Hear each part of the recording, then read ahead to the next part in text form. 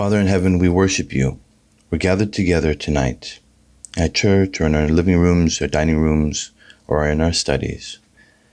We meet on this day at this time because we confess and acknowledge we need you. We need you every day and every moment because in the midst of our working, we make mistakes, we hurt others, and we have our idols in our lives. Forgive us for our sins. Forgive us for putting things before you. Forgive us for our weaknesses and strengthen our faith. Make us bold proclaimers of the gospel to our community and beyond. Pull us out of our slumber and wake us up to the reality of the cross. Holy Spirit, we thank you for tonight's midweek worship. Bless this time so that your people can better praise and lift up your name. Guide 정상용 목사님 and give him wisdom as he guides us tonight. Open our hearts to your word and to your message and help us to leave this place encouraged, knowing that we are children of God. In Jesus' name we pray. Amen. 다 같이 두 손 들고 찬양합니다. 모든 영광을 하나님께,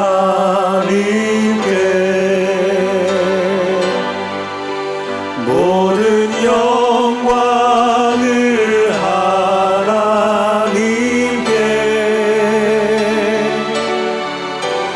온 마음과 뜻 다해 주 사모합니다.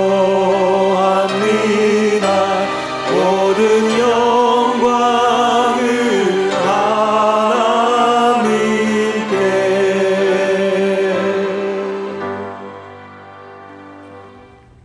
오늘 우리에게 주시는 하나님 말씀은 고린도전서 9장 22절과 23절입니다. 제가 봉독해 올리겠습니다. 약한 자들에게는 내가 약한 자와 같이 된 것은 약한 자들을 얻고자 함이요. 여러 사람에게 내가 여러 모습이 된 것은 아무쪼록 몇 사람이라도 구원하고자 함이니 내가 복음을 위하여 모든 것을 행함은 복음에 참여하고자 함이라. 아멘. 기도하시겠습니다. 좋으신 하나님 아버지, 오늘도 저희들 주님을 사모하는 마음으로 또 말씀을 사모하는 마음으로 주님 앞에 나왔습니다. 주님, 오늘 목적이 이끄는 양육, 이 성경 공부를 통해서 주님의 마음을 알게 하시고 또 주님의 뜻을 알게 하여 주시옵소서. 그리고 주님을 따르는 제자들이 될 수 있도록 인도하여 주시옵소서. 예수님의 이름으로 기도했습니다. 아멘. 할렐루야. 목적이 이끄는 양육, 제자 성경 공부에 오신 여러분 주님의 이름으로 환영하고 또 축복합니다. 목적이 이끄는 양육, 제자 성경 공부는 크게 네 파트로 되어 있습니다. 101, 201, 301 그리고 401 과정입니다. 101 과정은 출생을 다룹니다. 영적인 가족으로 출생하는 것을 다룹니다. 이것은 교회 등록 교인이 되기 위한 과정입니다. 201 과정은 성장을 다룹니다. 출생했으면 성장을 해야죠. 영적으로 성장하기 위해 훈련을 받는 것입니다. 그 다음에 301 과정은 사역을 다룹니다. 나의 쉐입, 나의 형상이 나의 사역을 결정한다 했습니다. 나의 쉐입, 나의 형상은 5가지 요소로 되어 있는데요. 첫 번째 S는 spiritual gift, 영적 은사. 그 다음에 H는 heart이고 마음이고요. 그 다음에 A가 ability, 능력. 그리고 P는 personality, 성격이고요. 그리고 E, experience, 경험이라 그랬습니다. 301 과정에서 여러분은 여러분의 이 5가지 형상에 합당한 사역을 발견하고 그 사역에 헌신해야 함을 배웁니다. 그 다음에 401 과정은 사명을 다룹니다. 우리 인생의 사명인 전도를 다루죠. 이렇게 해서 핵심 단어를 여러분 기억하시기 바랍니다. 101 출생, 201 성장, 그리고 301 사역, 401 사명입니다. 마지막 단계인 이 401 과정은 총 3장으로 되어 있습니다. 1장이 사명 발견이고요. 2장이 간증이고 3장은 사명 실천입니다. 지난 시간에는 2장 간증을 공부했는데 간증은 1부와 2부로 되어 있습니다. 지난 시간에 1부 개인 간증 나누기를 공부했습니다. 자, 오늘은 2장 2부를 살펴보도록 하겠습니다. 2부 제목은 영적 낚시꾼 되기입니다. 45페이지 제2부 영적 낚시꾼 되기 45페이지입니다. 여기서는 복음 전하는 법을 배웁니다. 예수님의 제자들에게 맨 처음 하신 말씀은 마태복음 4장 19절이었습니다. 나를 따라오라. 내가 너희를 사람을 낚는 어부가 되게 하리라. 이 말씀은 두 가지 중요한 사실을 우리에게 가르쳐 주고 있습니다. 자, 여러분 교재 빈칸을 한번 채워보시죠. 자, 예수님을 어떻게 하는 것과 사람들을 어떻게 하는 것은 함께 갑니다. 이렇게 되어 있죠. 빈칸에 뭐가 들어갈까요?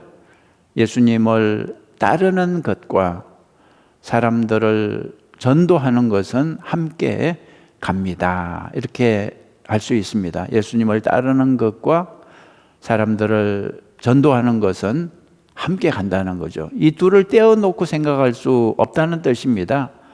예수님을 따르는 사람은 동시에 전도하는 사람이 되어야 하는 것입니다.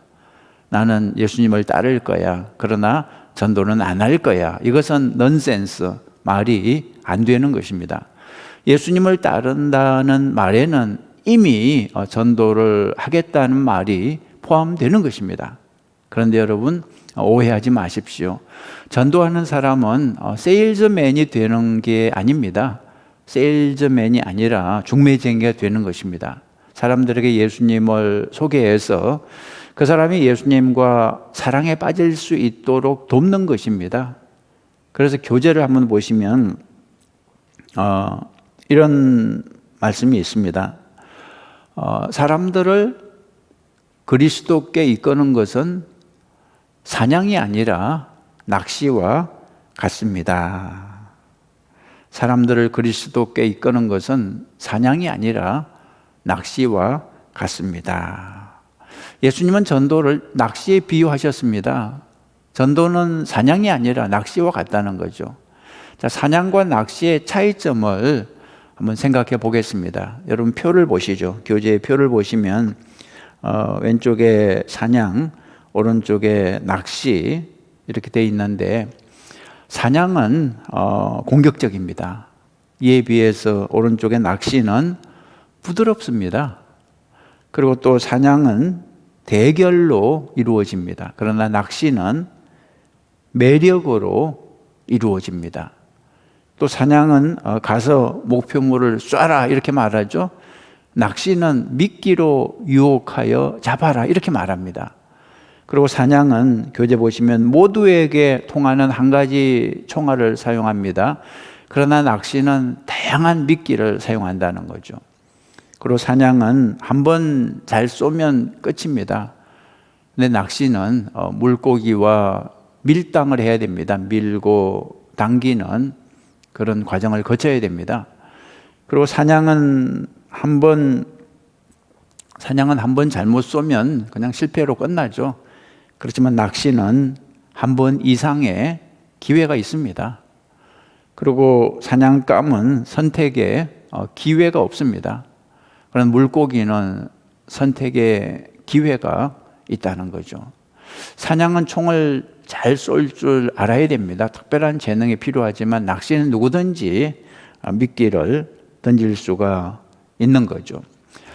예수님 당시는 물고기를 잡을 때 주로 그물만 사용했습니다. 그러나 요즘은 다르죠. 다양한 방법으로 물고기를 잡고 있습니다. 예를 들어서 수중음파 탐지기를 사용하기도 합니다. 무슨 뜻이냐 하면 전도를 할 때 옛날 한 가지 방법만 고집할 이유가 없다는 것입니다. 다양한 방법을 사용할 수 있습니다. 옛날에는 인터넷으로 전도하는 것은 상상도 못했죠. 옛날에는 카톡으로 전도하는 것은 상상도 못했죠. 그러나 지금은 그런 방법도 사용할 수 있죠. 그리고 물고기를 잡기 위해서는 물고기의 습성을 이해해야 됩니다. 물고기의 습성을 모르면 어떤 도구를 사용해도 잡을 수가 없습니다. 마찬가지로 영적인 낚시꾼은 불신자들의 습성을 이해해야 됩니다. 그래서 전도하는 방법에 대해서 우리가 공부할 필요가 있죠.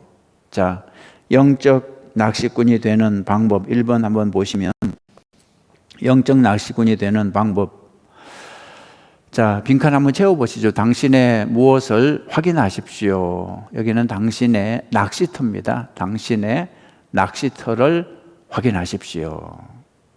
사도행전 1장 8절에서 예수님은 다음과 같이 말씀하셨죠. 성령이 너희에게 임하시면 너희가 권능을 받고 예루살렘과 온 유대와 사마리아와 땅끝까지 이르러 내 증인이 되리라.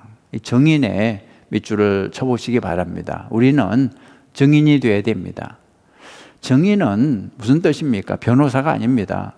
여러분 전도할 때 변호사처럼 하지 마십시오. 논쟁하거나 설득하지 말라는 뜻입니다. 증인이 할 일은 그냥 내 체험을 말하는 것입니다. 내가 본 거, 내가 경험한 거, 내가 만난 하나님을 그냥 말하면 됩니다. 이 일은 누구나 할 수 있는 것입니다. 자, 그 다음에 괄호 1번 보시면 당신이 발휘하는 영향력의 범위가 곧 사람 낚는 당신의 낚시터입니다. 이렇게 돼 있죠. 당신이 발휘하는 영향력의 범위가 곧 사람 낚는 당신의 낚시터입니다. 내가 영향을 끼칠 수 있는 범위가 바로 나의 낚시터라고 할 수 있습니다. 자, 내 낚시터는 내가 책임져야 됩니다. 다시 말해 내가 영향을 끼칠 수 있는 사람들은 내가 전도를 해야 하는 것입니다. 자, 그 다음에 괄호 2번 보시면 하나님께서는 당신이 이미 관계를 맺고 있는 사람들을 위한 큰 책임을 주셨습니다. 제일 먼저 누구에게 전도를 해야 될까요? 정답은 내 낚시터에 있는 사람들입니다. 내게 영향을 끼칠 수 있는 사람에게 먼저 전도를 시작하라는 것입니다. 자, 괄호 3번 보시면 당신은 누구로부터 시작해야 합니까? 당신에게서 가장 어떤 사람들로부터 시작해야 합니다. 빈칸에 뭐가 들어갈까요? 가까운입니다. 가까운. 당신에게서 가장 가까운 사람들로부터 시작해야 됩니다. 내 가까이, 내 주변에 있는 사람은 하나님이 나에게 맡겨주신 사람들입니다. 내가 아니면 내 주변에 있는 사람들은 영영 복음을 듣지 못할지도 모릅니다. 하나님이 나에게 책임을 물으실 것입니다. 내 주변에 있는 사람부터 전도를 시작하라는 것입니다. 마가복음 5장 19절에 보면 예수님이 어떤 사람에게 이렇게 말씀하십니다. 집으로 돌아가. 주께서 내게 어떻게 큰 일을 행하사 너를 불쌍히 여기신 것을 누구에게? 내 가족에게 알리라 하시니. 가족에게 밑줄 쳐보시죠. 가족에게 알리라 했는데요. 가족은 가까운 사람들을 의미합니다. 가까운 사람에게 먼저 복음을 전하라. 그런 뜻이 되는 거죠. 예수님의 12제자를 보면 가족 관계가 많았습니다. 예를 들어서 안드레는 누구를 전도했습니까? 형제 베드로를 전도했습니다. 그 다음에 야고보 역시 누구를 전도했습니까? 형제 요한을 전도했습니다. 그리고 성경을 보면 자기 주변에 있는 사람들을 먼저 전도한 경우가 많았습니다. 바울은 직장 동료인 브리스길라와 아굴라 부부를 전도했습니다. 이 부부는 바울과 함께 천막 만드는 일을 하고 있었습니다. 직장 동료였습니다. 그리고 마태복음 9장에 나오지만 동료 세리들을 초청해 파티를 열어서 예수님을 소개했습니다. 여러분이 혹시 교사라면 교사 친구들을 초청할 수 있겠죠? 여러분과 같이 일을 하고 있는 동료 혹은 가까운 친구, 친척들에게 복음을 먼저 전해보시기 바랍니다. 보통 사람은 생활 속에서 하루에 평균 5명에서 한 10명 정도 사람을 만나게 됩니다. 병원에서, 마켓에서 혹은 식당에서 만나는 사람들이 있는데 그런 사람들에게 복음을 전할 수 있죠. 자, 여러분 주변에 있는 사람들로부터 전도하기를 시작하시기 바랍니다. 그 다음에 4번, 괄호 4번 보시면 당신의 영향력 범위 안에 있는 사람들의 이름을 기록해 보세요. 그렇게 되어 있죠. 당신의 영향력 범위 안에 있는 사람들의 이름을 기록해 보십시오. 거기 표를 한번 보시면 왼쪽에 관계, 오른쪽에 이름이 있는데 오른쪽 그 이름에 그 이름을 한번 적어 보라는 거죠. 쭉 이 표 보시면 그룹이 6그룹이 있습니다. 가족, 친척, 가까운 친구들, 이웃, 직장 동료, 또 길 가다가 만나는 사람들 이렇게 6그룹이 있는데 한 그룹에 적어도 3명 정도를 생각해 보라는 거죠. 가족, 전도 대상 3명 정도, 그 이상도 좋고요. 하여튼 3명 정도 이름을 적어보고 그 다음에 친척 3명 정도 적어보고 가까운 친구들, 내가 전도해야 될 사람 한 3사람 정도, 이웃, 직장 동료, 길 가다가 만나는 사람들. 그렇게 하면 18명의 명단이 생긴다는 것입니다. 18명. 빈칸에 3명씩 이름을 적어보는데 아무 이름이나 적지 말고 2가지 조건이 있습니다. 첫째, 걱정을 하는 사람들이어야 됩니다. 아무 걱정도 없는 사람은 적지 마세요. 아무 걱정도 없는 사람은 예수님을 믿지도 않을 것입니다. 2번째, 예수님을 모르는 사람이어야 됩니다. 예수님을 알아도 교회를 안 다니는 사람은 괜찮죠. 예수님을 모르거나 또는 교회를 안 다니거나 이런 사람들 이름을 적어보라는 거죠. 잊지 마십시오. 여러분, 내 주변에 있는 사람은 내 책임입니다. 하나님이 나에게 전도하라고 그 사람을 내 주변에 두신 거죠. 내가 전도하지 않으면 그 사람들은 영영 구원받지 못할지도 모릅니다. 여러분, 이름을 적고 그 사람들을 위해서 기도하시기 바랍니다. 하나님, 이 사람들에게 복음을 전할 수 있는 방법을 가르쳐 주세요. 그렇게 기도하십시오. 하나님, 이 사람들의 마음을 부드럽게 만들어 주시고 복음을 받아들일 수 있게 도와주세요. 이렇게 기도하면 하나님이 도와주실 것입니다. 어떻게 전도해야 할지 가르쳐 주실 것입니다. 그리고 그들의 마음을 변화시켜 주실 것입니다. 자, 넘겨보시죠. 5번을 보시면 괄호 5번.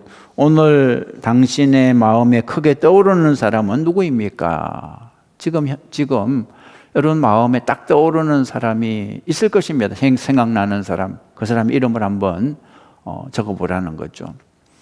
여러분 마음에 그 사람 이름이 떠오른 것은 우연이 아닙니다. 성령께서 그 사람을 구원하라고 여러분에게 보내주신 것입니다. 여러분 그 사람 이름을 여기 적어보시고 그 사람을 위해서 기도를 시작하시기 바랍니다. 그 다음에 2번, 당신이 정한 연못에 있는 어떤 종류에 대해 배우십시오. 그랬습니다. 당신이 정한 연못에 있는 빈칸에 뭐가 들어갈까요? 물고기입니다. 연못에 있는 물고기 종류에 대해 배우십시오. 어부들에게 물어보면 고기마다 잡는 법이 다르다고 해요. 오징어 잡는 법이 다르고요. 멸치 잡는 법이 다르고 또 낚시를 던져야 잡을 수 있는 고기가 있고 그물을 던져야 잡을 수 있는 고기가 있습니다. 또 그물도 고기마다 종류가 다른 그물을 선택해야 한다고 말합니다. 다시 말해서 모든 고기를 다 잡을 수 있는 한 가지 방법은 없다는 것입니다. 고기를 잡기 위해서는 물고기에 대해 알아야 되고 전도를 하기 위해서는 불신자에 대해 알아야 하는 것입니다. 자, 1번 한번 보시면 그 사람에 대해 알면 알수록 더 쉽게 그 사람을 움직일 수 있습니다. 그죠? 그 사람에 대해 알면 알수록 더 쉽게 그 사람을 움직일 수 있게 됩니다. 여러분이 그 사람에 대해 알면 알수록 다가가기 쉬워집니다. 그래서 여러분과 가장 가까운 사람들부터 시작해야 하는 거죠. 그 사람들은 내가 이미 잘 아는 사람들이기 때문입니다. 그 다음에 2번, 무엇이 그들의 관심과 필요와 상처들입니까? 무엇이 그들의 관심과 필요와 상처들입니까? 여기 밑에 빈칸에 한번 적어보라는 거죠. 관심, 그들의 관심을 적어보시고 그들의 필요를 적어보시고 또 그들의 상처를 적어보시고, 전도 대상자인 그 사람이 요즘 걱정하는 문제가 뭐냐 그거죠. 돈 걱정을 많이 합니까? 건강 걱정인가요? 자녀 걱정인가요? 남편 걱정인가요? 전도 대상자인 그 사람이 어떤 상처를 가지고 있습니까? 그 사람이 좋아하는 것은 무엇입니까? 여러분, 어떤 사람을 전도하기 원한다면 그 사람에 대해서 자세히 알아야 됩니다. 그 다음에 3번, 토론해 보십시오. 요즘 우리가 사는 지역의 불신자들은 어떤 특징을 갖고 있습니까? 이 교재를 만든 세들백 교회 리고렌 목사님은 교회를 처음 개척 시작할 때 집집마다 방문해서 질문을 했습니다. 당신에게는 무엇이 필요합니까? 당신의 상처는 무엇입니까? 당신의 관심거리는 무엇입니까? 그때 나온 대답을 기초로 전도 방법을 만들어냈다는 것입니다. 우리도 우리 지역을 전도하기 위해서는 이 지역에 사는 불신자들이 어떤 특징을 가지고 있는지 알아야 된다는 거죠. 자, 3번, 당신이 정한 연못에 있는 물고기에 맞춰 무엇하고 행동하십시오. 당신이 정한 연못에 있는 물고기에 맞춰 빈칸에 뭐가 들어갈까요? 생각하고 행동하십시오. 그 물고기처럼 생각해야 그 물고기를 잡을 수 있다는 것입니다. 물건을 팔 때도 손님처럼 생각해야, 손님의 마음을 품고 손님처럼 생각해야 손님을 잡을 수 있는 것입니다. 저는 설교를 할 때 설교를 듣는 교인처럼 항상 생각합니다. 여러분, 새가족이 정착하기 원한다면 새가족처럼 생각해야 됩니다. 새가족 부원들은 다른 교회를 그래서 꼭 방문해 봐야 됩니다. 새가족이 돼 봐야 새가족의 마음을 이해할 수 있는 것입니다. 불신자를 전도하기 위해서는 불신자처럼 생각해야 됩니다. 그들이 무슨 생각을 하는지 알아야 됩니다. 고린도전서 9장에서 바울은 다음과 같이 말씀하고 있습니다. 고린도전서 9장 20절 보면, 유대인들에게 내가 유대인과 같이 된 것은 유대인들을 얻고자 함이요, 율법 아래에 있는 자들에게는 내가 율법 아래에 있지 아니하나 율법 아래에 있는 자같이 된 것은 율법 아래에 있는 자들을 얻고자 함이요, 율법 없는 자에게는 내가 하나님께는 율법 없는 자가 아니요 도리어 그리스도의 율법 아래에 있는 자이나 율법 없는 자와 같이 된 것은 율법 없는 자들을 얻고자 함이라 그랬습니다. 자, 넘어가서 1번, 괄호 1번을 한번 보겠습니다. 괄호 1번. 당신은 기쁜 소식을 나누기 전에 먼저 상대방과 당신의 공통점을 찾아야 됩니다. 공통점. 그래서 고린도전서 9장 22절 23절에 약한 자들에게는 내가 약한 자와 같이 된 것은 약한 자들을 얻고자 함이요, 여러 사람에게 내가 여러 모습이 된 것은 아무쪼록 몇 사람이라도 구원하고자 함이니 내가 복음을 위하여 모든 것을 행함은 복음에 참여하고자 함이라 그랬습니다. 그들과 같이 되기 위해서는 우선 공통점을 찾아야 됩니다. 전도 대상인 그 사람과 나는 어떤 공통점이 있는지 그걸 생각해 보고 한번 적어 보시기 바랍니다. 여러분, 교재에 한번 적어 보세요. 뭐 같은 나이가 될 수도 있고, 공통점이 뭐 같은 취미가 될 수도 있고, 뭐 같은 직업, 같은 음악, 혹은 뭐 자녀들에게 공통점이 있는지, 그런 공통점을 찾으면 더 쉽게 전도를 할 수가 있는 것입니다. 2번 보시면, 당신은 그들의 마음을 움직이기 전에 그들과 관계 맺을 수 있어야 합니다. 관계 전도를 해야 됩니다. 먼저 관계를 만들고 그 다음에 전도를 하는 게 좋습니다. 관계가 없는 상태에서 복음을 전하면 잘 받아들이지 않습니다. 관계가 형성이 되면 신뢰가 생기기 때문에 복음 전달이 아주 쉬워집니다. 예수님도 그렇게 하셨어요. 죄인들과 함께 시간을 보내면서 관계를 먼저 만들었습니다. 관계를 먼저 만든 다음에 복음을 전하면 더욱 잘 받아들이는 것입니다. 여러분 기억하십시오. 관계가 먼저입니다. 좋은 관계가 먼저입니다. 관계가 나쁘면 전도는 불가능합니다. 자, 그 다음에 3번에 오늘 당신의 마음에 크게 떠오르는 사람과의 공통점을 적어 보십시오. 그랬습니다. 첫 번째 공통적인 경험 적어 보시고요. 또 그 사람과 공통적인 관심 적어 보시고, 공통적인 필요 적어 보시고, 공통적인 상처 이런 걸 좀 적어 보라는 거죠. 그 다음에 넘기겠습니다. 넘겨서 4번 보시면 영적 낚시의 90%는 질문을 얼마나 잘하는가에 달려 있습니다. 이렇게 되어 있습니다. 여러분 대화를 잘하기 위해서는 질문을 잘해야 됩니다. 나쁜 질문이 어떤 질문이냐 그러면 식사하셨어요? 하고 끝나는 것입니다.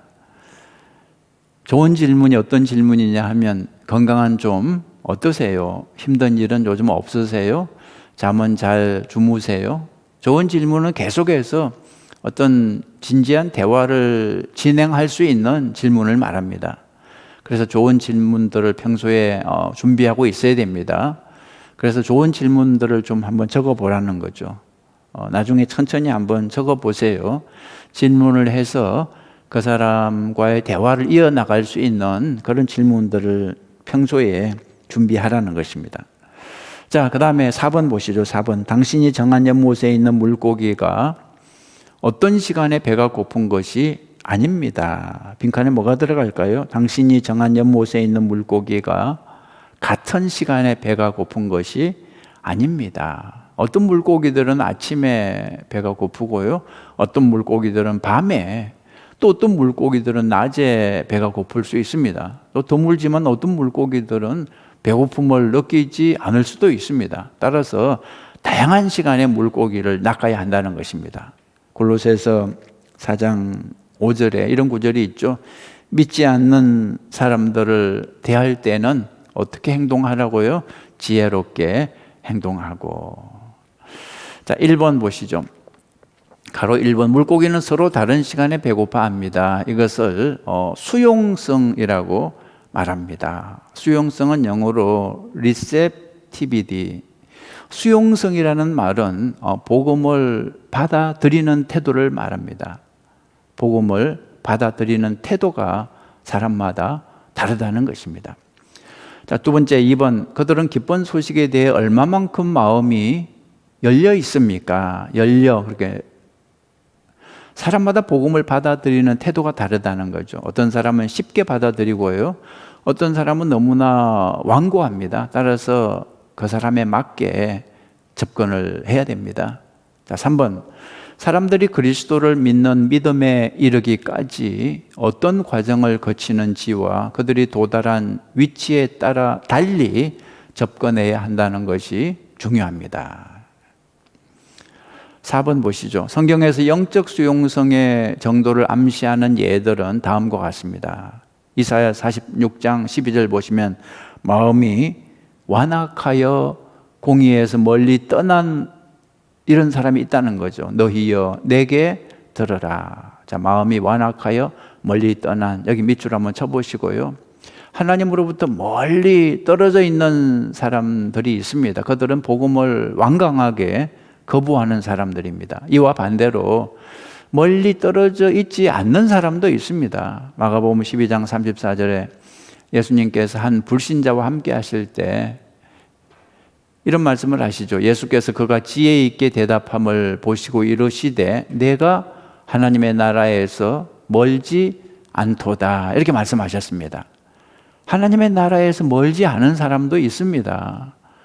비록 교회를 다니지 않지만 하나님 나라에서 멀지 않은 사람도 있습니다. 복음을 쉽게 받아들이는 사람도 있다는 것입니다. 이런 사람에게는 정말 교회 한번 같이 가보시겠어요? 말만 해도 전도가 될 수 있죠. 에베소서 2장에도 보면 먼 데 있는 사람, 가까운 데 있는 사람 이렇게 종류가 있습니다. 에베소서 2장 17절 보시면 또 오셔서 먼 데 있는 너희에게 평안을 전하시고 가까운 데 있는 자들에게 평안을 전하셨으니 이제는 전에 멀리 있던 너희가 그리스도 예수 안에서 그리스도의 피로 가까워졌느니라. 그죠? 왜 유대인들이 이방인들보다 하나님께 가까이 있다고 말을 할까요? 그들은 수천 년 동안 성경을, 율법을 가지고 있었기 때문입니다. 그들은 십계명, 율법 등 하나님의 말씀을 계속해서 들어왔습니다. 그래서 그들은 하나님과 아주 가까이 있었습니다. 복음으로부터 멀리 있는 사람도 있고 가까이 있는 사람도 있음을 알아야 됩니다. 자, 다섯 번째, 씨 뿌리는 비유도 네 종류의 수용성을 말해 줍니다. 영적 수용성이 사람마다 다양하다는 것을 말해주는 좋은 예가 바로 씨 뿌리는 자의 비유입니다. 마태복음 13장에서 예수님은 어떤 사람이 씨를 뿌리는데 거기에는 네 종류의 밭이 있다고, 흙이 있다고 말씀하셨습니다. 첫 번째가 길가에 딱딱한 흙이 있습니다. 이 방어적인 마음이죠. 너무나 딱딱해요. 너무나 완고해요. 그 다음에 흙이 얕은 돌밭이 있습니다. 충동적인 마음입니다. 복음을 받아들이지만 흙이 너무나 얕아서 금방 죽어버리죠. 그럼 세 번째, 가시떨기 위가 있죠. 이것은 좀 혼란스러운 마음입니다. 잘 자라다가 여러 가지 욕심 때문에 또 여러 가지 유혹 때문에 말씀을 잃어버리는 케이스죠. 마지막으로 좋은 땅이 있습니다. 너무 가장 수용적인 마음이죠. 만약에 여러분이 농부를 하면 어디에 씨를 뿌리겠습니까? 당연히 좋은 땅에 뿌릴 것입니다. 말씀을 완고하게 거부하는 사람에게 씨를 뿌려서 에너지를 낭비하고 싶지 않을 것입니다. 하나님은 사람들이 잘 받아들이도록 하실 책임이 하나님께 있고 우리는 좋은 땅에 자꾸 씨를 뿌릴 책임이 있는 거죠. 자, 6번 보시면 사실 어떤 사람들은 금방 그리스도께 헌신하는 반면 어떤 사람들은 그렇게 되기까지 시간이 꽤 걸립니다. 만병통치약이 없는 것처럼 모든 사람의 상태가 다 다릅니다. 따라서 그들이 예수님을 영접하는 것도 다 차이가 있음을 분명히 알아야 하는 것입니다. 그래야 우리가 낙심하지 않습니다. 7번째 비결, 효과적 전도란 대상자의 수용성 정도를 먼저 확인한 후에 그가 다음 단계로 나갈 수 있도록 돕는 것입니다. 그렇습니다. 자, 그 다음에 넘겨보시고 2번, 사람들을 그리스도께로 이끄는 방법. 2번 보시죠. 사람들을 그리스도께로 이끄는 방법.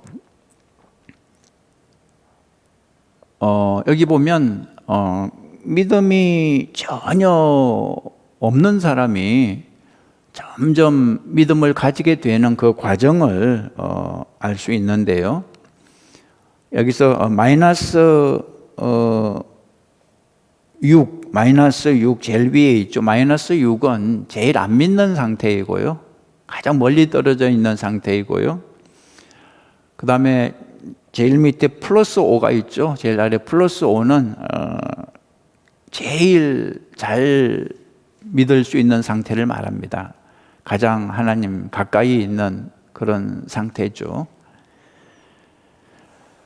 자, 그러면 1번 전도와 양육 과정의 단계 쭉 좀 설명을 드리겠습니다. 마이너스 6은 반항입니다. 반항. 마이너스 5는 이제 수용이고요. 마이너스 4는 탐색. 마이너스 3은 검토. 마이너스 2는 이해. 마이너스 1은 준비. 그리고 0은 이제 그리스도인으로서 출발을 하는 것입니다. 이걸 좀 설명드리겠습니다. 마이너스 6 반항은 영어로 resistant 그렇게 되어 있죠. 자만하고 회의적이며 반항적이고 영적으로 무감각한 그런 상태입니다. 쉽게 말해서 씨도 안 먹히는 그런 상태입니다. 길가에 떨어진 씨앗처럼 씨도 안 먹힙니다. 아주 단호하게 말씀 듣기를 거부하는 상태입니다. 이런 사람도 있습니다. 자, 마이너스 5는 수용 상태인데요. receptivity.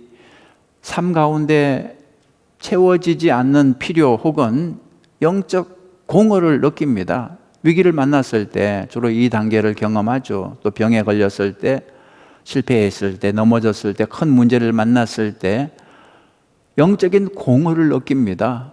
그래서 말씀을 이제 좀 받아들일 수 있는 뭔가 니드가 생긴 그런 상태입니다. 마이너스 5가. 자, 마이너스 4는 탐색입니다. seek. 어떤 질문과 문제에 대한 대답과 해결 방안을 찾기 시작합니다. 아직 믿는 것은 아닙니다. 여기저기 찾아보는 상태죠. 뭐 점쟁이한테도 가보고 또 절에도 가보고 또 그런 의미에서 교회도 가보고 누가 나의 문제를 해결해 줄 수 있을까 하고 여기저기 찾아보는 상태입니다. 그것이 마이너스 4 탐색의 상태입니다. 마이너스 3은 이제 검토 단계입니다. consideration. 자기 자신과 다른 성도들 사이의 차이점을 생각해 봅니다. 믿는 사람들은 뭔가 다른 것 같아.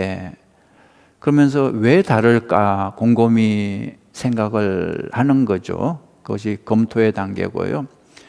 그 다음 마이너스 2가 있습니다. 이해 단계, understanding. 왜 그리고 어떻게 그리스도인이 되는지에 대해 배웁니다.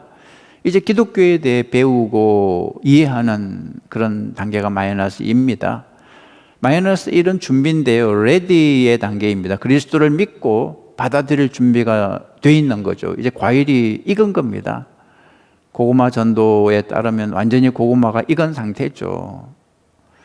제로가다. 그 다음에 제로가 새로운 출발입니다. 그리스도 안에서의 새로운 삶. 이제 크리스찬이 되면 0단계고요. 이제 목적이 이끄는 양육 과정을 시작해야 됩니다. 그래서 플러스 1이 이런 101 과정입니다. 세례를 받고 교회 가족의 한 사람이 되는 거죠. 지체가 되는 거죠. 그다음 플러스 2는 201 과정, 영적 성숙을 위해 필요한 습관들을 키워나가는 거죠. 기도에 대해서 또 영적인 훈련을 받는 말씀 묵상에 대해서 훈련을 받으면서 성숙해지는 거죠. 플러스 3은 301 과정입니다. 하나님이 주신 형상, 쉐입을 따라서 다른 사람들을 섬기는 거죠. 봉사하는 거죠. 사역입니다. 플러스 4는 401 과정입니다. 불신자들에게 복음을 전하죠. 사명을 감당합니다. 그리고 플러스 5는 501 과정이라고 할 수 있는데요. 하나님의 영광을 위해서 인생 목적을 이루면서 살아가는 거죠. 찬양의 삶을 살아가는 것입니다. 자, 시간 관계상 넘어가겠습니다. 2번으로 넘어가겠습니다. 자, 전도에 대한 통찰 거기 보시죠.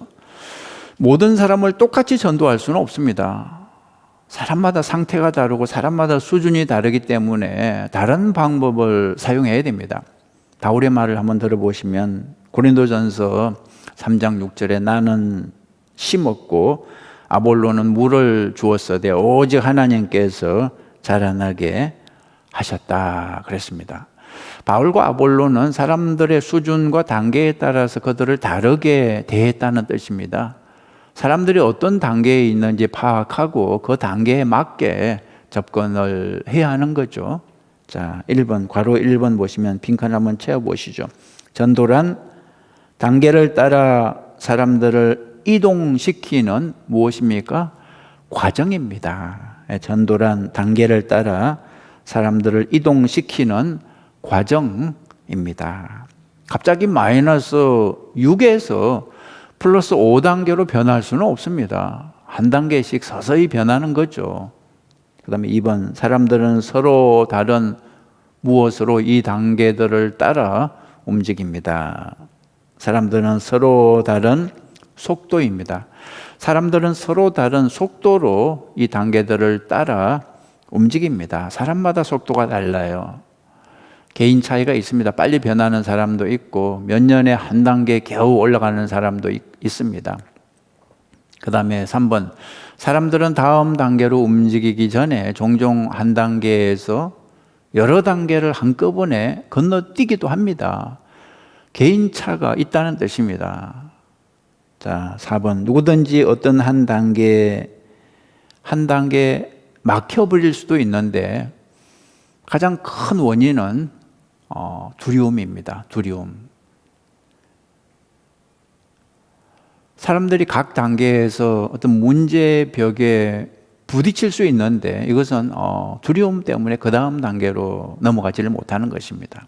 그래서 담대하게 도전을 해야 하는 거죠. 5번, 당신이 각 단계에 맞는 무엇을 제공해 주어야 합니다. 도움입니다. 당신이 각 단계에 맞는 도움을 제공해 주어야 합니다. 이제부터 우리가 어떻게 도움을 제공해 줄 수 있는지 좀 생각해 보겠습니다. 자, 3번 밑에 보시면 불신자들을 그리스도께로 인도하는 방법, 각 단계에 있는 사람들을 위해 할 수 있는 일.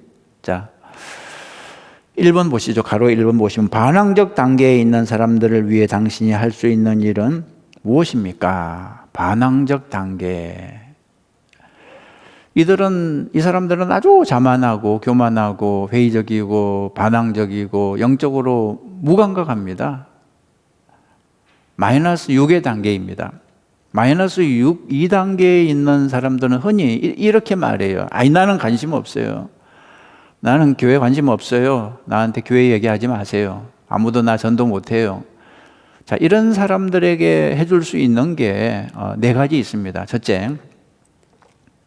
첫째, 이들이 수용적인 사람이 될 수 있도록 기도하십시오. 그랬습니다. 이 단계에 있는 사람들은 정말 다루기 힘든 사람입니다.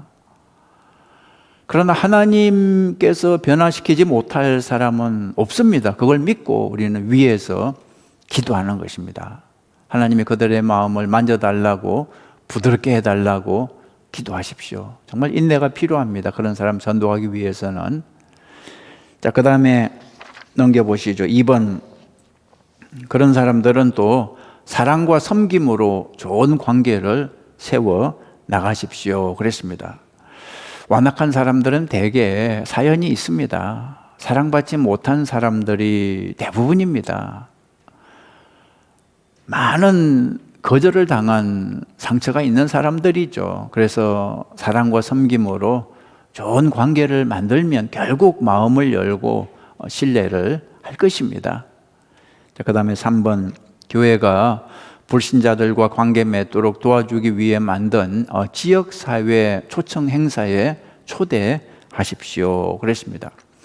사람들은 편안한 분위기를 좋아하기 때문에 이런 초청 행사가 좀 효과적이죠. 예를 들어 교회에서 무슨 바자회 같은 거 하면서 초청해도 되고요. 또는 작은 음악회 같은 거 해도 좋습니다. 불신자들이 편안하게 올 수 있도록 초대하는 거죠. 자, 그 다음에 네 번째, 반항적인 사람들과 결코 해서는 안 되는 거 하나가 있는데요. 뭐가 들어갈까요? 논쟁입니다. 논쟁. 반항적인 사람들하고 논쟁하면 절대 안 됩니다. 논쟁하면 기분이 상하고, 기분이 상하면 무슨 말을 해도 듣지 않습니다. 디모데후서 2장 23절 이하에서 바울이 이런 말을 하죠. 어리석고 무식한 변론을 버리라 그랬습니다. 논쟁하지 말라는 거죠. 이에서 다툼이 나는 줄 알미라. 주의 종은 마땅히 다투지 아니하고 모든 사람을 대하여 온유하며 가르치기를 잘하며 참으며 거역하는 자를 온유함으로 훈계할지니 혹 하나님이 그들에게 회개함을 주사 진리를 알게 하실까 하며 그들로 깨어 마귀의 올무에서 벗어나 하나님께 사로잡힌 바 되어 그 뜻을 따르게 하실까 함이라 그랬습니다. 변론을 버리라. 여기 밑줄을 쳐보시죠. 변론을 버리라. 그 다음에 모든 사람을 대하여 온유하며, 여기도 밑줄 쳐보시죠. 모든 사람을 대하여 온유하며. 잊지 마십시오. 반항하는 사람들에게 특별히 온유하게 대해야 됩니다. 절대 논쟁을 하면 안 됩니다. 자, 다섯 번째는 주목. pay attention. 우리가 반항적이라고 여기는 사람들은 대부분 복음을 듣지 못한 사람들입니다. 몰라서 저러지 생각하고 이해를 해줘야 됩니다. 자, 그 다음에 괄호 2번 보시죠. 그 다음 수용적 단계. 아까는 반항적 단계고요. 이번에는 좀 낮죠. 수용적 단계에 있는 사람들을 위해 당신이 할 수 있는 일은 무엇입니까? 이 사람들은 위기를 만나서 지금 영적인 공허감을 느끼는 사람들입니다. 마이너스 5단계죠. 이 사람들을 위해 해줄 수 있는 몇 가지가 있습니다. 자, 1번 보시면 이들에게 어떤 도움을 제공하십시오. 실제적인 도움을 제공하십시오. 큰 어려움을 당한 사람에게 이렇게 말해보세요. 혹시 제가 좀 도울 일이 없을까요? 어떻게 도와드릴까요? 자, 2번. 이들과 공통되게 느끼는 필요를 가지고 당신의 이야기를 간증하십시오. 나의 간증을 나누면 그들은 받아들일 것입니다. 자, 3번. 당신이 이들을 위해 기도하고 있다는 사실을 이야기해 주십시오. 마이너스 6 반항 단계 사람들에겐 기도하고 있다고 말해도 씨가 먹히지 않습니다. 아무 변화가 없습니다. 그러나 마이너스 5 수용 단계 사람은 기도를 고맙게 생각합니다. 왜냐하면 굉장히 힘든 상태거든요. 그래서 기도해 주는 것을 고맙게 생각합니다. 4번째, 열린 질문을 던지십시오. 예를 들어서 살면서 어떤 때에 하나님의 도우심이 필요하다고 느끼십니까? 상대방이 영적인 대답을 할 수 있도록 영적인 대화를 나누는 거죠.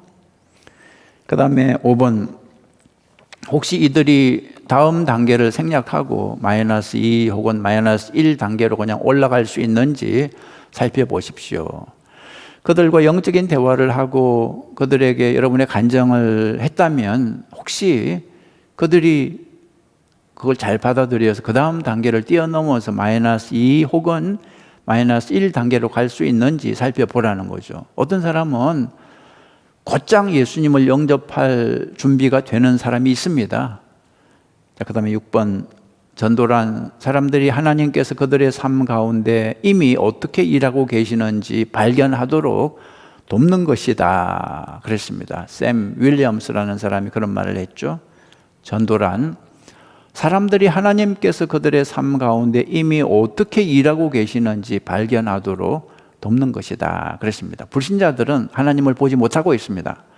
하나님이 지금 역사하고 계시는데 이미 도우셨는데 그걸 모르고 있죠. 우리는 그들이 볼 수 있도록 당신이 지금까지 살아온 게 우연이 아니라 하나님의 은혜로 하나님의 도우심으로 여기까지 왔다는 것을 깨달을 수 있도록 돕는 거죠.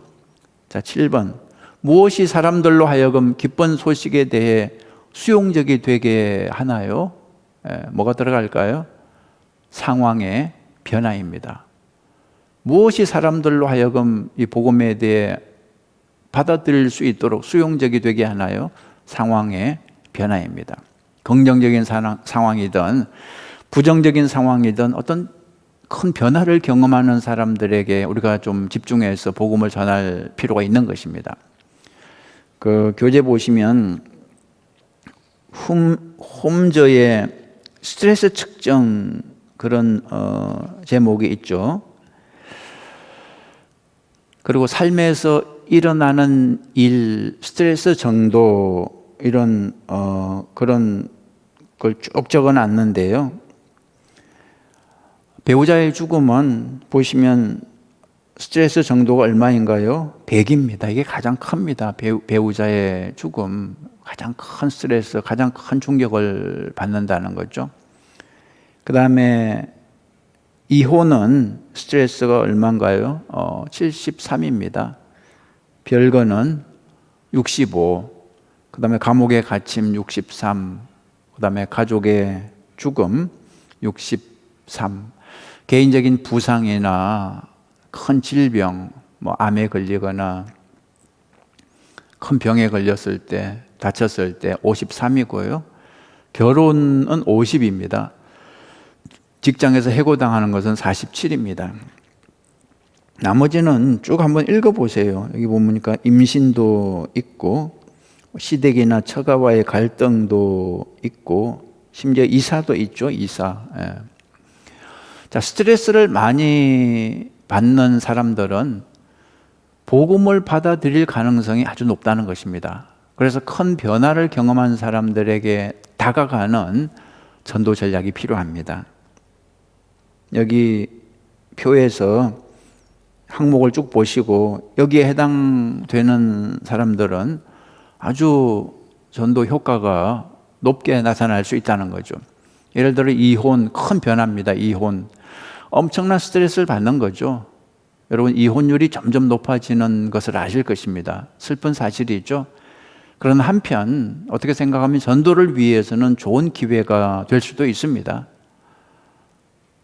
그리고 출산도 큰 변화죠. 새로운 가족이 생기고 아이를 양육하기 위해서 엄청난 도전을 받는 거죠. 이때도 전도를 위해 좋은 기회가 되는 것입니다. 그리고 이사도 큰 변화입니다. 새로 이사를 한 사람은 모든 게 낯설고 불편하죠. 긴장을 하죠. 이때 다가가 도움을 주고 이삿짐을 내릴 때 뭐 피자라도 하나 보내주면 앞으로 전도를 위해 좋은 관계가 형성이 되는 거죠. 자, 그 다음에 넘겨보시죠. 넘겨서 3번 탐색의 단계에 있는 사람들을 위해 당신이 할 수 있는 일은 무엇입니까? 이 사람들은 어떤 질문과 문제에 대한 대답과 해결 방안을 나름대로 찾기 시작하는 그런 단계죠. -4의 단계입니다. 자, 이 사람들을 도울 수 있는 몇 가지 방법이 있는데요. 자, 1번 보시죠. 1번. 이 사람들을 구도자에게 민감한 열린 예배로 초대하십시오. 그랬습니다. 우리 교회는 뭐 열린 예배가 따로 없지만 뭐 1부, 2부 예배에 초대하면 됩니다. 우리 1부, 2부 예배는 불신자들이 듣기에 부담이 되지 않는 그런 복음을 전하는 설교를 많이 하죠. 그래서 1부, 2부 예배 때 초대하면 됩니다. 초대가 중요합니다. 자기 발로 교회 나오는 사람은 거의 없습니다. 80% 이상이 10명 중에 8명이 다 초대를 받아서 나온 사람들입니다. 초대하십시오. 이것이 전도의 비결입니다. 특별히 아까 앞에 홈즈의 그 스트레스 측정, 여기에 해당되는 분들 혹시 주변에 있으면 그런 분들을 꼭 초대하십시오. 초대해서 그분들이 복음을 받아들일 수 있는 기회를 주라는 거죠. 미국에서 1만 명이 출석하는 교회를 대상으로 설문조사를 한 적이 있습니다. 이렇게 질문했어요. 어떻게 해서 교회를 나오게 됐습니까? 79%가 이렇게 대답했다는 거죠. 친구나 친척이 초대했기 때문입니다. 가장 효과적인 전도는 초대하는 것입니다. 예배에 꼭 초대하시기 바랍니다. 자, 두 번째, 2번 보시면 구도자들이 많이 참여하는 어디로 초대하십시오. 두 번째는 소그룹입니다. 특별히 그래서 새가족 파티가 있죠. 우리 교회 새가족 파티가 있죠. 새가족 파티에 새가족들은 꼭 참여해서 그래야 정착하는 데 큰 도움이 되죠. 새가족끼리 모일 때 동질감을 느끼거든요. 그 다음에 3번 보시면 신앙생활에 도움이 되는 책자 그런 자료를 선물하십시오. 그랬습니다. 4번 다음과 같은 좋은 질문을 사용해 함께 영적인 주제로 대화를 나누십시오. 탐색 단계 사람들에게 이런 질문을 할 수 있습니다. 예를 들어 예수님을 믿는 신앙에 대해 어떤 점이 궁금하세요? 예수님께서 말씀해 주신 것에 대해 진지하게 생각해 본 적이 있으세요? 등등 이런 질문들이 도움이 된다는 거죠. 4번 검토 단계에 있는 사람들을 위해 당신이 할 수 있는 일은 무엇입니까? 자, 지금까지 탐색이었고요. 이번에 검토의 단계에 있는 사람들을 위해 당신이 할 수 있는 일은 무엇입니까? 이 사람들은 자신하고 믿는 사람들이 뭔가 다르다는 것을 이제 알기 시작하죠. 나도 저분처럼 되고 싶다 그런 마음도 있고 -3단계인데요. 자, 다음과 같이 도와주십시오. 자, 1번 이들을 그리스도인들에게 소개해 주십시오. 빈칸에 이들을 다른 그리스도인들에게 소개해 주십시오. 그래서 서로 교제하는 가운데 이제 예수님을 더욱더 가까이 만나게 되는 거죠. 그다음 두 번째, 이들을 소그룹으로 초대하십시오. 신자들과 자꾸 만나는 가운데 기독교가 무엇인지 점점 알게 됩니다. 그러면 3번, 성도들이 불신자들과 다르게 사는 면들에 대해 이야기를 나누십시오. 예를 들어 유대인들은 돼지고기를 먹지 않았습니다. 음식 문화가 주변국들하고 많이 달랐죠. 이와 같이 기독교인은 세상의 문화와 구별된 삶을 살아야 됩니다. 우리 믿는 사람은 어떻게 세상 사람들하고 달라야 하는지 그런 얘기를 이제 나눠보는 거죠. 자, 5번. 이해 단계. 이해 단계에 있는 사람들을 위해 여러분이 할 수 있는 일은 무엇입니까? 이 단계 사람들은 왜 그리고 어떻게 그리스도인이 되는지에 대해 배웁니다. 마이너스 2단계인데요. 다음과 같이 도와줄 수 있습니다. 하나님께서 사람들을 구원하시는 방법에 대해 알려주십시오. 여러분 교재 그 16페이지에 있는 기쁜 소식의 메시지를 참고하시고요. 그리고 18페이지에 나오는 영적 기초 원리, 이른바 베이스 원리, 그걸 통해 설명할 수도 있고요. 전에 말씀드린 영적 기초 원리를 카드로 만들어서 항상 가지고 다니면 좋습니다. 이 카드는 구원 계획을 설명한 거죠. 그리고 사형리, 소책자도 유용한 도구가 될 수 있습니다. 자, 2번 보시면 당신이 어떻게 그리스도를 믿기로 결단했는지 이야기해 주십시오. 내 간정을 얘기해 주는 거죠. 그럼 3번, 그리스도를 따를 때 얻게 되는 유익과 희생에 대해 알려주십시오. 예수님을 따르는 것이 얼마나 유익한 건지, 그리고 무엇을 의미하는지, 그에 따른 희생은 무엇인지 얘기해 주라는 것입니다. 그 다음에 6번, 준비의 단계. 준비의 단계에 있는 사람들을 위해 당신이 할 수 있는 일은 무엇입니까? 자, 예수님을 영접하는 기도를 이제 함께 하는 것입니다. 준비가 됐거든요. 그래서 함께 기도하자고, 따라서 한번 기도해 보라고 하면서 예수님을 영접하는 기도를 하는 겁니다. 영접 기도. 예를 들어서 이렇게 한번 따라해 보라고 하는 거죠. 좋으신 하나님, 저를 창조하시고 사랑해 주셔서 감사를 드립니다. 제가 하나님을 무시하고 내 마음대로 살아갔을 때도 주님은 저를 포기하지 않고 사랑해 주셨습니다. 저는 지금 제 인생에 예수님이 절대 필요하다는 것을 깨닫습니다. 지금까지 제가 저지른 죄를 회개합니다. 용서해 주옵소서. 예수님께서 저를 위해 십자가에 달려 돌아가신 사실을 믿으며 그 은혜에 감사드립니다. 제가 십자가의 사랑을 더 잘 이해할 수 있도록 도와주옵소서. 이제부터 저는 이 깨달음대로 주님의 뜻을 따라 살기 원합니다. 예수님 저를 다스려 주시고 저를 새로운 사람으로 만들어 주옵소서. 저는 예수님께서 선물로 주시는 구원을 감사히 받아들입니다. 제가 그리스도인으로 잘 자라도록 도와주옵소서. 예수님의 이름으로 기도합니다. 아멘. 이런 기도를 먼저 읽어주고 그 다음에 따라하게 하는 거죠. 자, 7번 보시면 이들이 그리스도를 영접하고 나면 당신이 할 수 있는 일은 무엇입니까? 그 다음에는 작은 1번 보시면 101 과정에 참여하도록 이끌어 주십시오. 101 과정에 참여하도록 이끌어 주십시오. 예수님을 영접한 사람을 그냥 두면 안 됩니다. 양육의 첫 단계를 밟을 수 있도록 도와줘야 됩니다. 그들을 101 과정으로 꼭 인도하십시오. 그들과 함께 101 과정을 다시 들어도 좋습니다. 그 다음에 2번이 뭐냐 그러면 세례입니다. 세례를 받도록 격려하고 세례식에 함께 참여해 축하해 주십시오. 101 과정을 마쳤으면 반드시 세례를 받도록 그렇게 권면하고 또 축하해 주라는 거죠. 마치 그 결혼식을 하는 것과 같습니다. 세례식은 결혼식과 같습니다. 뭐 결혼식을 안 해도 서로 사랑하는 마음은 있을 수 있지만 결혼식을 정식으로 올림으로 어떤 책임감이 생기는 거죠.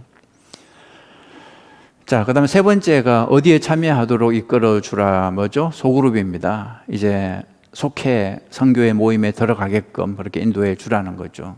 그래야만이 믿음의 친구들을 사귀고 소속감을 더욱 느낄 수 있습니다. 자, 이제 다음으로 넘어가겠습니다. 57페이지 보시죠. 영적 관계 개발의 방법 보시죠. 우리는 하루에 적어도 한 10명 정도 사람을 보통 만납니다. 아무 생각 없이 사람들을 만나는 것은 영적으로 도움이 되지 않습니다. 어떻게 하면 사람들과 영적인 관계를 개발할 수 있을까? 이걸 생각해 보라는 거죠. 여러분, 교재 보시면 이런 표현이 있죠. 교재.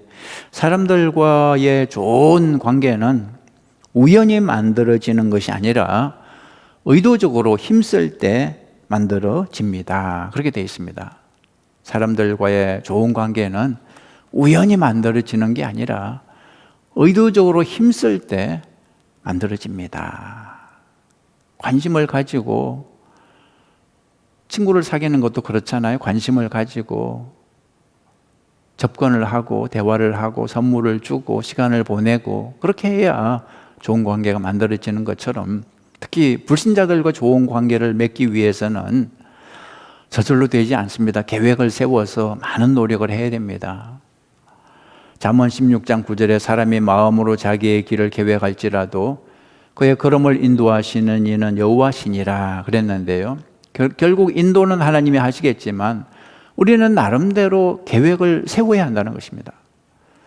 자, 시간 관계상 큰 제목만 말씀드리고 넘어가겠습니다. 교재 보시면 1단계, 하나님께서 당신 삶의 영역에 연결해 놓은 불신자들이 누구인지 확인하십시오. 하나님께서 당신 삶의 영역에 내 주변에 연결해 놓은 불신자들이 누구인지 확인하십시오. 그걸 알아야 되죠. 먼저 내 주변 불신자들의 명단을 작성하고 그들에 대해서 기도하고 연구해야 된다는 거죠. 두 번째, 그들을 위해 힘써 중보 기도하라입니다. 그들을 위해 힘써 중보 기도하라. 한 사람 한 사람 이름을 불러가면서 매일매일 기도할 때 하나님께서 그들의 마음을 움직여 주실 것입니다. 자, 3단계, 그들을 돌보는 사람이 되십시오. 그들과 친한 관계를 맺어가는 것입니다. 저 사람 내가 전도해야지 생각했는데 전혀 돌보지도 않고, 그 사람 생일이 됐는데도 전혀 아는 척도 안 하고, 그 사람이 어려운 일을 당했는데도 전혀 가까이 하지도 않고, 이러면 관계가 만들어지지 않죠. 자, 여러분이 어떤 사람을 전도하기 원한다면 그 사람을 돌봐야 됩니다. 천사처럼 돌봐야 됩니다. 그래야 관계가 만들어지죠. 그들을 섬기고 도우면서, 그러면서 좋은 관계가 형성이 되잖아요. 여러분, 세상 사람들은 자동차 하나를 팔기 위해서도 얼마나 고객들을 돌보는지 모릅니다. 생일도 챙기고요, 자녀들 졸업식도 챙기고요, 병원에 입원하면 병원도 찾아가고요. 그렇게 해서 자동차를 파는데 우리는 예수님을 전하기 위해서 그보다 덜 노력해서야 되겠습니까? 잘 돌보고 섬겨야 됩니다. 그래야 좋은 관계가 형성이 됩니다. 관계가 형성이 돼야 전도가 되는 거죠. 4단계, 당신의 이야기를 나눌 준비를 하십시오. 당신의 이야기를 나눌 준비를 하십시오. 이제 나의 간증을 나누는 것입니다. 관계가 형성이 된 다음에 간증을 해야 됩니다. 관계가 형성이 돼야 내 간증을 귀 기울여서 들어주죠. 전혀 관계가 형성이 되지 않았는데 내가 간증을 하면 짜증내죠. 그래, 너 잘났다. 너는 그렇게 살아. 나는 나대로 살 거야. 이렇게 반항하죠. 잘 섬기고 돌봐서 관계가 형성이 된 다음에 나의 간증을 하는 것입니다. 자, 그 다음에 쭉 넘어가겠습니다. 넘어가서 3장을 보시죠. 3장. 하나님을 위한 사명 실행자로 살아가십시오. 하나님을 위한 사명 실행자로 살아가십시오. 사도행전 1장 8절 말씀이 있는데 이것도 넘겨보죠. 62페이지 보시면 현재 세상의 영적 상태 보시면 1번 하나님의 전 세계적 사명 실행, 이런 제목이 있죠. 전 세계적 사명 실행. 자, 괄호 1번 보시면 하나님께서는 언제나 온 세상을 구원하시는 것에 관심을 가지십니다. 하나님의 계획은 항상 세계적입니다. 우리는 좁게 우리나라만 생각하지만 하나님은 전 세계를 생각합니다. 하나님은 한 나라만 사랑하시는 게 아니라 전 세계를 다 사랑하시죠. 마가복음 16장 15절에 또 이르시되 너희는 온 천하에 다니며 만민에게 복음을 전파하라 그랬습니다.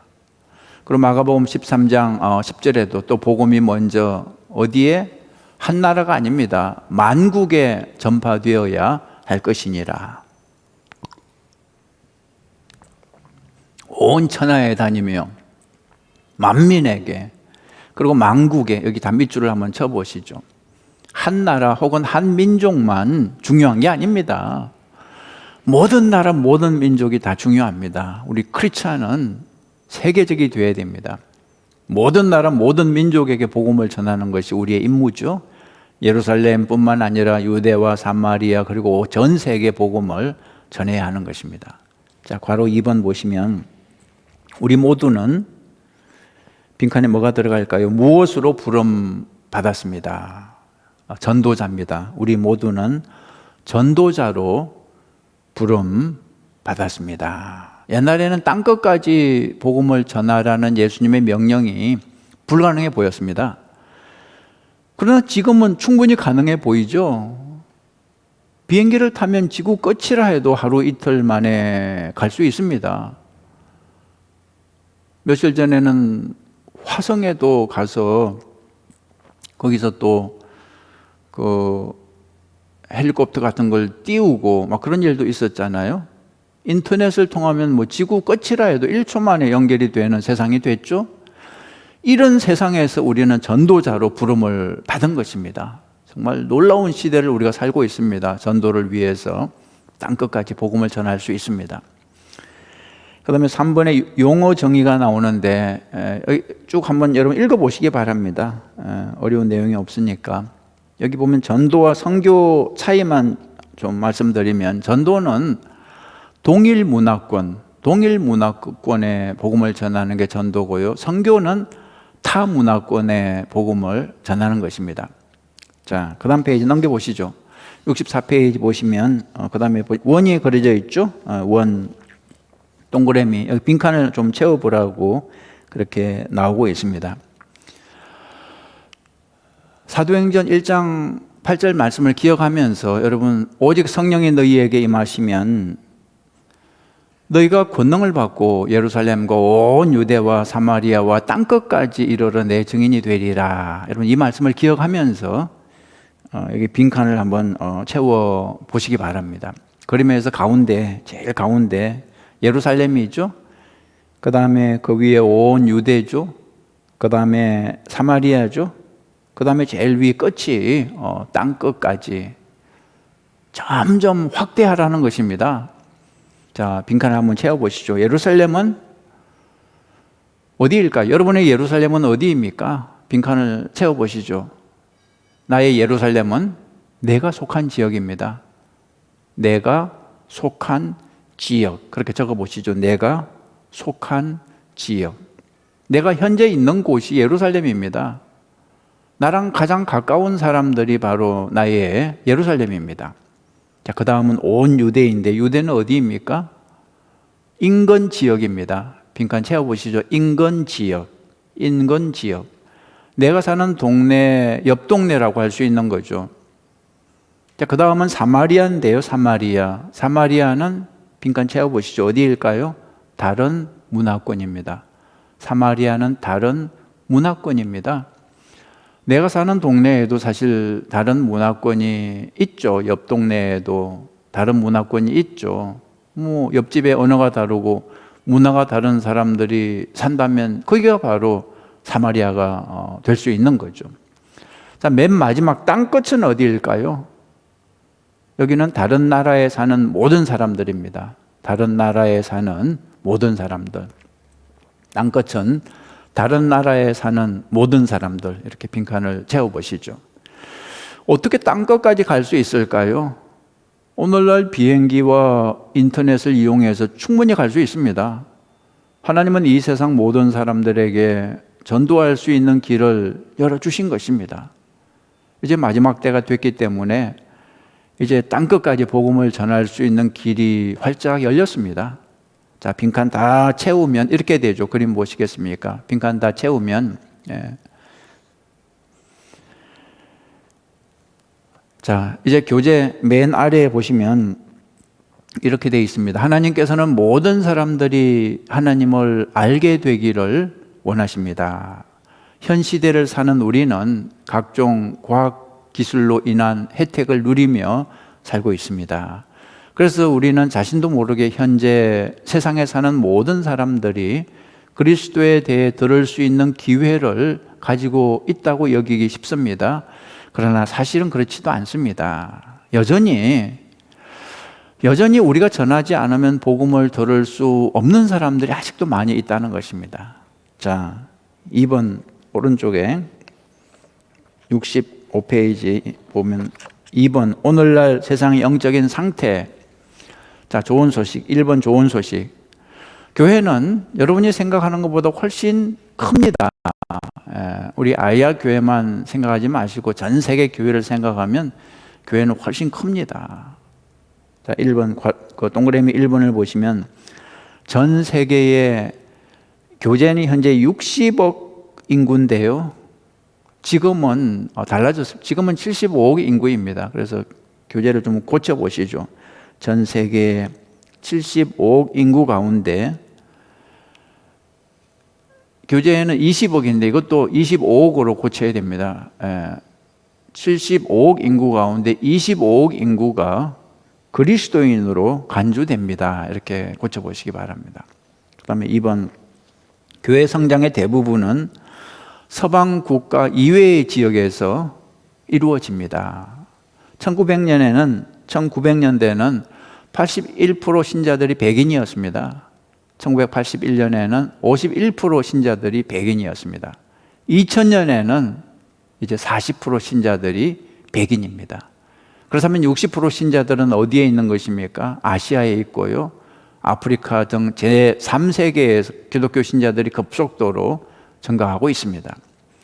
그 다음에 2000년대에 들어와서 브라질에서는 매주 새 신자들이 17,000 내지 2만 명씩 늘어나고 있습니다. 중국에서도 매일 새 신자들이 2만 명, 3만 명씩 늘어나고 있습니다. 현재 미국에서는 연합감리교회 교인들이 매일 300명 정도 줄어들고 있습니다. 그러나 아프리카에서는 매일 감리교인들이 늘어나고 있습니다.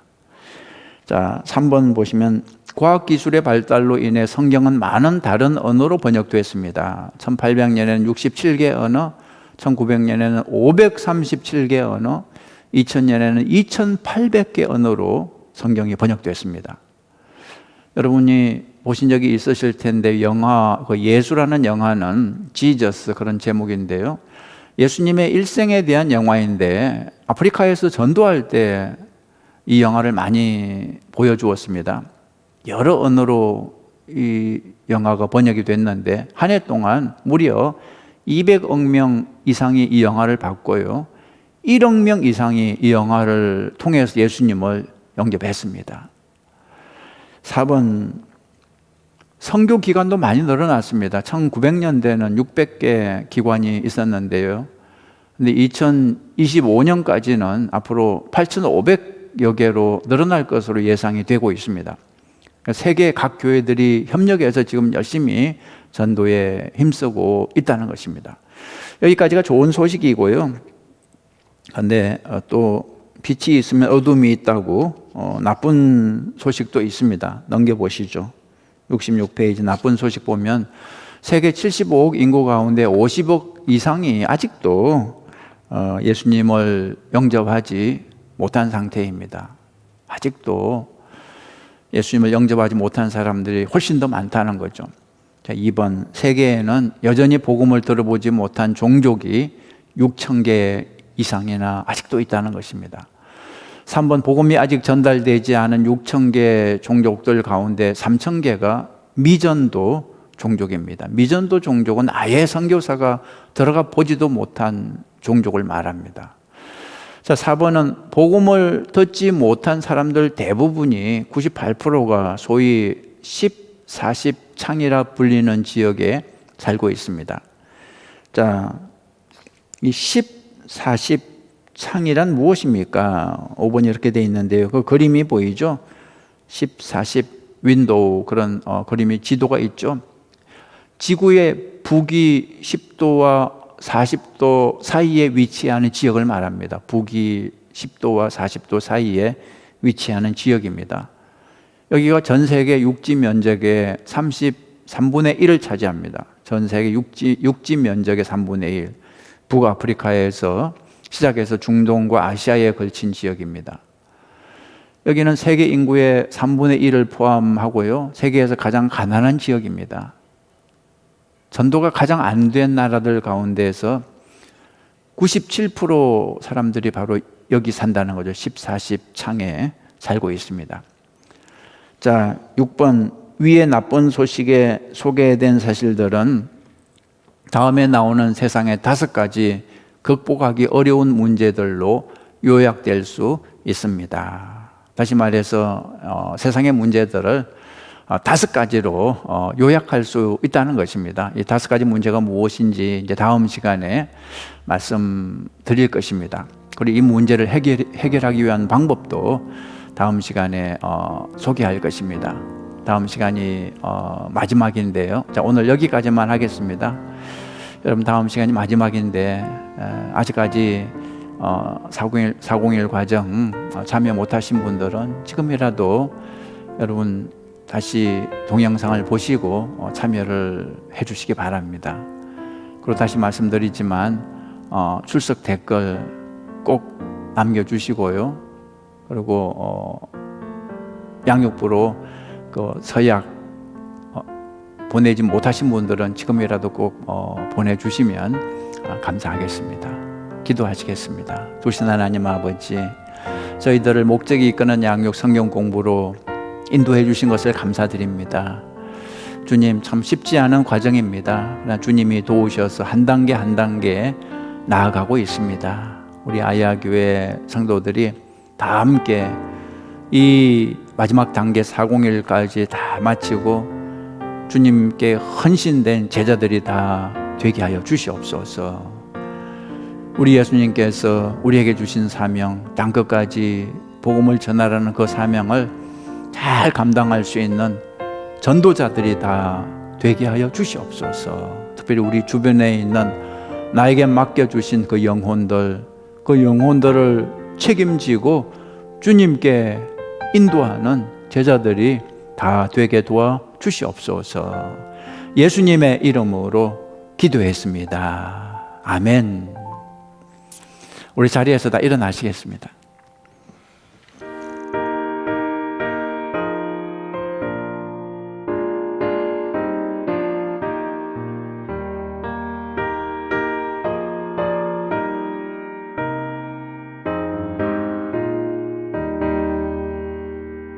믿는 사람들은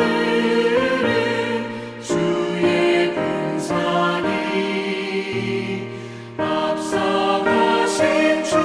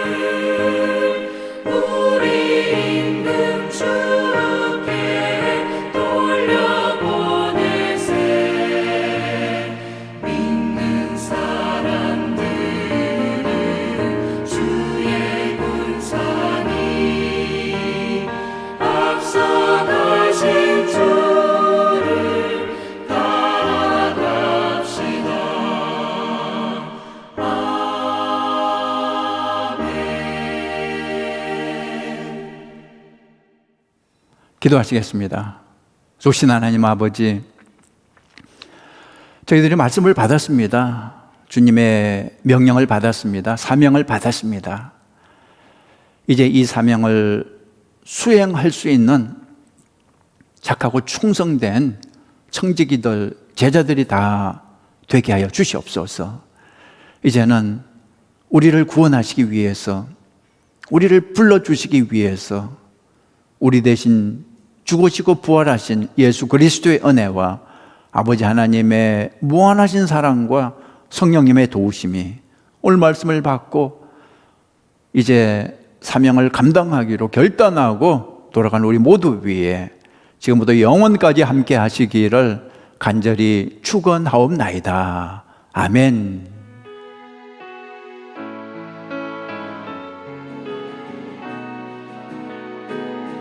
두 손 들고 찬양합니다. 두 손 들고 찬양합니다. 오실 왕 여호와께 주만이 나를 다스리네. 나 주님만을 섬기리. 헛된 마음 버리고 성령이